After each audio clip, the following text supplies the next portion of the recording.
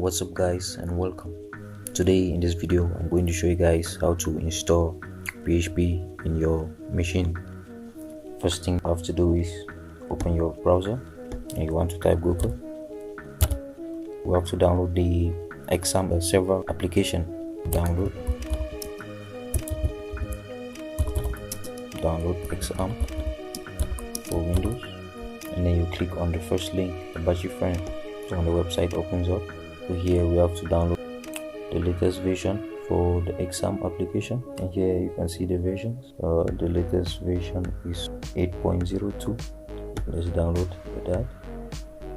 So I'm just going to allow you to download and show you the next step. Okay, so after you download your exam application, you head over to the download folder and you double click on the setup file to install the exam application. So when the setup opens up, click on next.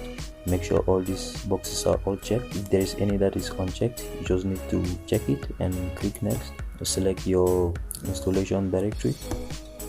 I'm going to change my installation directory, and then when you select your installation directory, click next, and you select your language, click next throughout, and then next.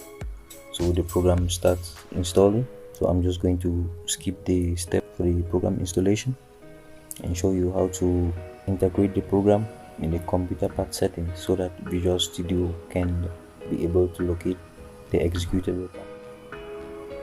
Okay, so after you have installed your exam application, you need to find the PHP directory. So you go to computer. I installed exam in drive C. So I find exam, here is it, open it up, and then I find PHP. Since we are installing PHP in our computer path settings, we double click on PHP and then we click here, then we copy this directory root. And then what we want to do here is to go to this PC, you right click, you go to properties.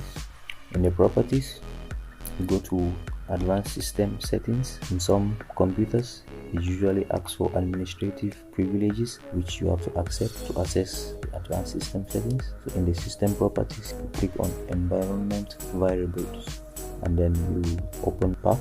Here on the path, you want to input a new path, so you click on new, and then you paste the path right here. So when you paste this path, you click on OK throughout. I've already done that, so I'm just going to close everything up, and if you follow all these steps, you can start coding your PHP.